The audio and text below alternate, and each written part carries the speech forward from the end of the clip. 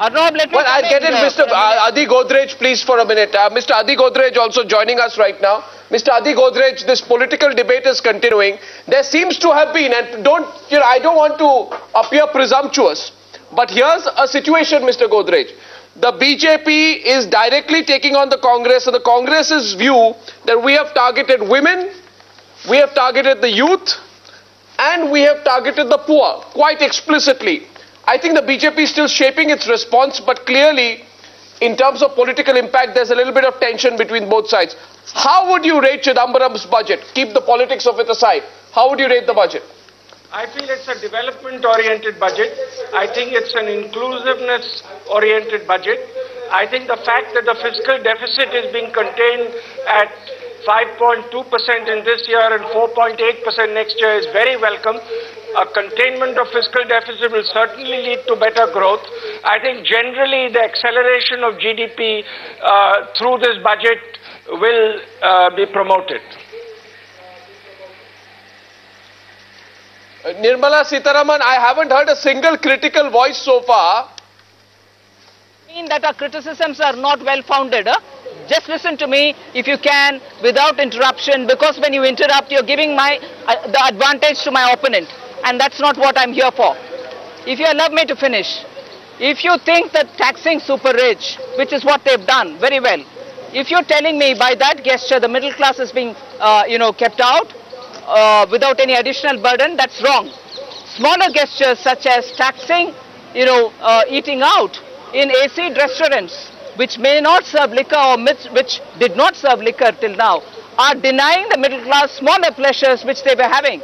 Today, that is also being taxed. That's one thing. And second, if you really wanted to pep up investment within the country, there were very many other sources also to tap in. The savings which the finance minister has conceded has come down. If your savings rate is coming down, what is the pool from which you're going to have additional investment made? So long as the EMIs are still expensive because the interest rates are high. So long as the interest rates are high on my EMI, you may cut down. No, please, let the minister please not interrupt me. Please, let the minister not interrupt me. I'm just going to sit here and keep listening. Let me just finish the last point. As long as my interest rates are high on my home loan, it doesn't help the middle class. One second. Yes, Mr. RPN Singh.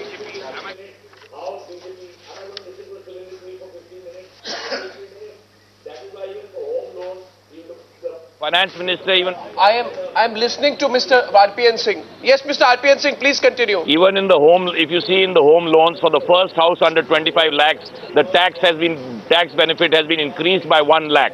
So if there are all the kinds of things in this monetary position that the government is in, we have still taken that extra mile to give the kind of relief that the budget would allow us to give to the middle classes, be it in home loans, be it not taxing them, and try not to give any kind of additional kind of burden that the middle class will not be able to take at this moment. Yes, Nirmala. Yes, Nirmala. No, I think the same thing continues with this minister here defending the finance minister. There's a lot of talking about it. The specific charges that I'm laying are not being answered. So long as the EMI are still... Well, okay, if you want the minister to continue after the finance minister, we'll keep listening to the ruling government.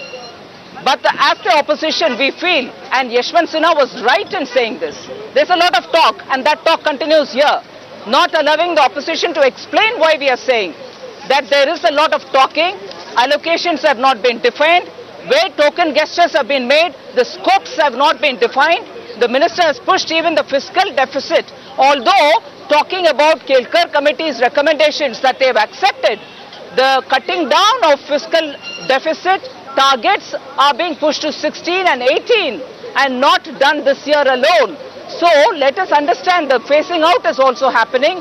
With that and with the reduction in the growth of the GDP, you will still have a problem which is going to be faced by the Indian economy. Already the economy is in muddle. This budget doesn't do anything good for revving the economy is what I want to tell you. Well, I'd close this political panel at this point. I'm not going to achieve consensus this afternoon between RPN Singh and Nirmala Sitharaman. I give up my attempts to achieve a consensus. I'll try again this evening. Adi Godrej, sorry for making you wait, sir. Mr. Godrej, when we spoke earlier, you had said that, when we spoke a few days back, You had said that, it was a tall order for the finance minister. But you actually think that he's gone quite far. Do you think, there were some of our foreign analysts who said directionally there isn't much change in the Indian economy. Would that even have been one of, the factors in your mind about a directional change in the economy in a pre-election year? Would that have been setting the bar too high? No, I think it's a very good budget in terms of directional change. One, containing the fiscal deficit is a very important directional change. Our fiscal deficit has been going up for the last couple of years. Very clearly this year it is being contained to 5.2% and 4.8% next year. I think that's a very important positive directional change. I think the expenditures on development and inclusiveness are a positive change. I think the emphasis on GST being introduced at an early date is a positive change. So I clearly feel this budget will lead to acceleration in GDP growth in the next financial year compared to this financial year. That's the direction we should get into, so that by the year 14-15, we are back to an 8% plus growth rate.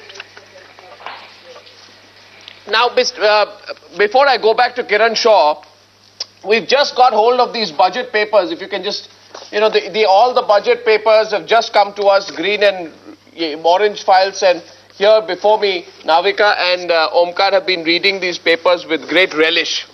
May I ask Navika, Kumar and Omkar to tell us, because there's been this deep sense of cynicism that at the end of the day, this jugglery will come in the way. May I have a sense, please, from you? Just a basic question to you. Is there jugglery in any of this, what we are seeing here? The basic question is the numbers that you have to look at is the fertilizer subsidy, which was provided for 60,000 crore. It's up to 65,000 crore. Food subsidies already surpassed 5,000 crore. 85,000 crore when it was actually budgeted to be about 75,000 crore. And next year it's going to be 90,000 crore. Yeah. Add to that So a 10,000 crore for the food security bill. So that's 1 lakh crore for food subsidy alone. And petroleum subsidy, which was almost 1 lakh crore, is expected to come down to 65,000 Omkar and Meghnad, can I have your analysis, please?